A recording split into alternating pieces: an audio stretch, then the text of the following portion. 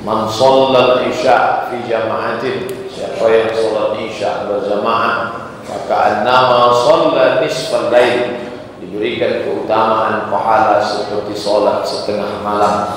Wa man shalla subha fi jama'atin, siapa yang salat subuh berjamaah, maka annama shalla laila kullah, dapat pahala seperti salat sepanjang malam. Kita sempurnakan isya berjamaah ini dengan besok subuh berjamaah. Mudah-mudahan kita istiqomah insyaallah. Amin. Apa yang membuat orang malas beribadah? Asy-syaitanu ya'idukumul faqra. Setan membisikkan faqra, kurang. Itu setan. Tulis dalam Quran. Asy-syaitanu ya'idukumul faqra. Setan menjanjikan faqra, kurang. Itulah yang membuat orang tak bersedekah. Nanti kalau saya bersedekah 10.000, ini kan kurang. Wallahu ya'idukum maghfiratan minhu wa fadla. Sedangkan Allah menjanjikan ampunan fadla rezeki. Makanya kalau mau masuk masjid, Allahumma ftahli abwaaba rahmatik, bukakan aku pintu rahmatmu. Tapi kalau mau keluar masjid, Allahumma ftahli abwaaba fadlik, bukakan aku pintu rezekimu. Karena selesai sholat, idza qudiyatis shalah, kalau sholat sudah dilaksanakan, fantashiru fil ard, bertebaranlah di atas muka bumi, wabtaghu min fadlillah, carilah karunia Allah, fadlillah. Maka yang diminta, Allahumma ftahli abwaaba fadlik, bukakan kepadaku pintu-pintu rezekimu ya Allah. Setan membisikkan kurang, kan cuma 10.000, 1 miliar kalau kurang 10.000 dia kurang. Kan cuma 1.000 perak. Orang miskin melihat 1.000 besar, orang kaya melihat 1.000 mestinya kecil. Tapi orang bakhil 100 perak pun besar. Kenapa? Dia dikuasai setan. Setan yang mengatakan kurang. Dan yang orang kaya zaman sekarang itu pula kayanya karena hutang. Ini orang dibisikkan setan sebab kurang. Sudah pengumuman pembebasan tanah semeter 500.000, udah mau dikeluarkan ya, kata setan. Jangan, kalau kau kasih 500.000 jadi kurang 1M kurang 500.000, tinggal 999.500.000 kurang nanti kalau sudah ada untung, nanti sampai kapan?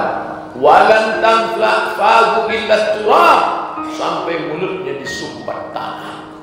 Setelah disumbat tanah barulah cukup sumbat tanah biliang lahat, habislah itu semua. Hidup ini singkat, hidup ini pendek, tapi kalau salah maka penyesalannya berkepanjangan. Tapi orang Islam itu tak perlu bersedih.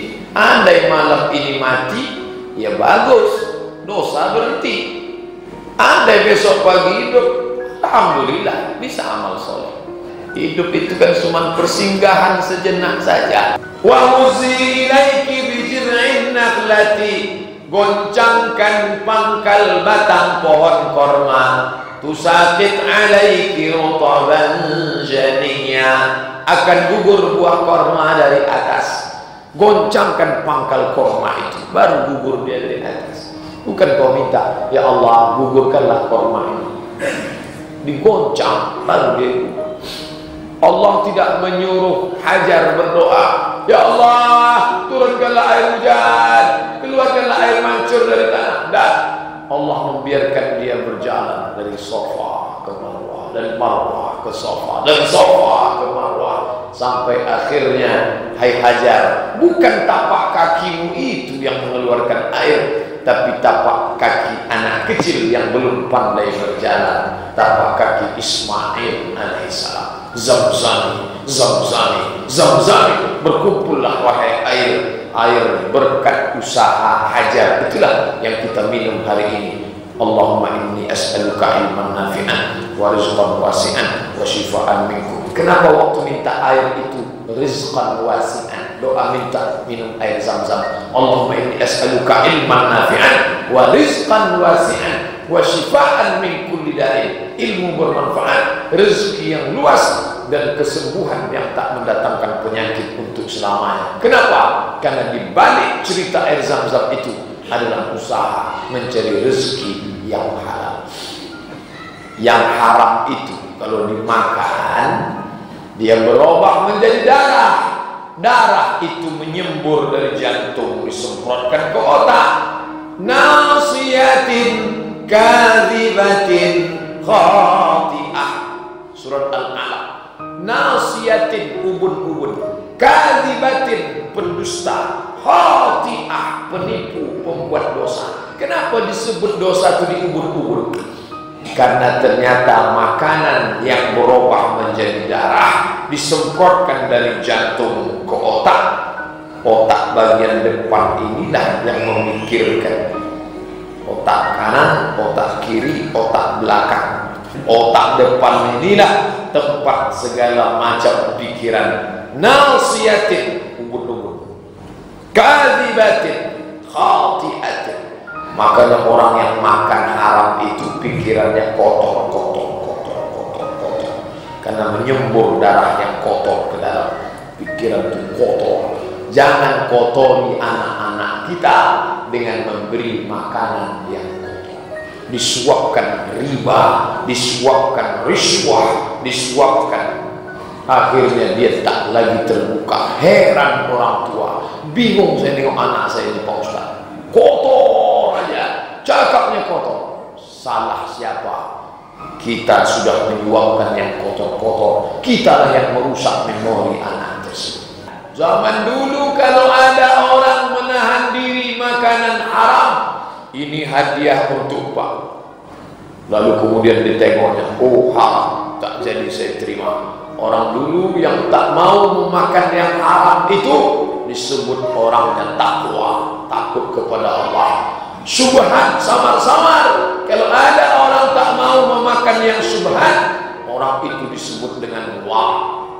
Si fulan itu war, ibu anu war, menjaga diri dari yang haram. Sekarang dunia sudah terbalik. Orang yang tak mau makan yang haram, orang tak mau memakai yang subhan, dia tidak disebut wara. Kawan-kawan yang menyebut dia bodoh, goblok. Aku kemarin ada peluang proyek kami 3F, mau kami bagi 3, 1, 2, 3. Kau terima? Tidak takut aku, kata Pak Ustaz, nanti kalau haram anak kita makan haram, otaknya jadi kotor. Tak kau ambil? Tidak, goblok.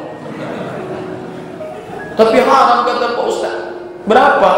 1M. Keluarkan aja 2,5%, kan selesai. 1M, keluarkan 2,5%, 25 juta. 25 juta bagikan zakat, kasih ke Masjid Nurul Islam pembebasan tanah agak 5 meter. Habis itu pergi umroh 30 juta, meraung di pintu Ka'bah. Ya Allah, dah selesai. Pandai pula dia cara mencuci duit. Ini orang bukan mencari kebenaran, tapi beragama itu mencari pembenaran. Ini yang paling banyak sekarang. Orang beragama bukan mencari kebenaran, mencari pembenaran. Kalau ada orang diuji dengan lapar, sabar.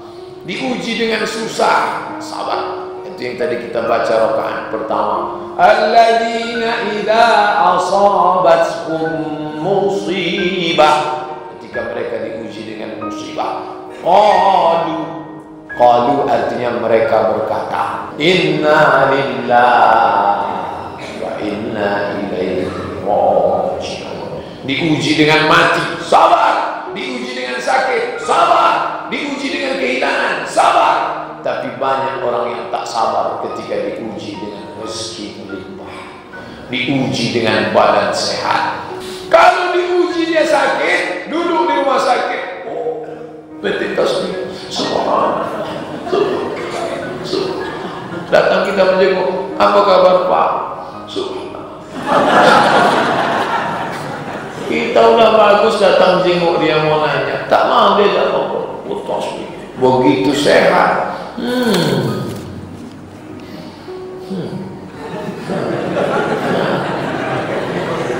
Bukan peduli dia azan, hayya 'alas shalah. Kalian aja duluan lah, panjang waktu sholat. Ketika sakit barulah dia ingat kepada Allah Subhanahu wa Ta'ala. Bapak Ibu yang dimuliakan Allah, Allah Maha Adil. Dulu waktu sehat dia tak ingat Allah, sekarang dia sakit, orang pula yang tak ingat dia. Ada yang ingat sama dia. Dulu orang kalau jenguk orang sakit, apa kabar Pak? Allahumma rabbin nas, Bishri aslan tasyafi la shifa ila shifa'uka la yughadiru saqaman. Dulu orang kalau jenguk orang sakit didoakan supaya sehat. Sekarang dia kena batunya. Begitu dia sakit, langsung orang datang jenguk, dipoto orang dia. Sedang menjenguk sakit. Bagi yang setuju, mudah-mudahan sembuh. Klik OK dan like. Amin. Amin, amin, amin, amin. Doa apa? Doa Facebook. Ada lagi orang doa Facebook. Barulah kena. Itu yang kau minta selama ini, itulah yang kau dapatkan. Harta ini ujian. Sanggup berbagi, lulus ujian. Banyak orang sanggup diuji susah. Dulu susah, sepiring berdua, tidur beralas koran, sanggup.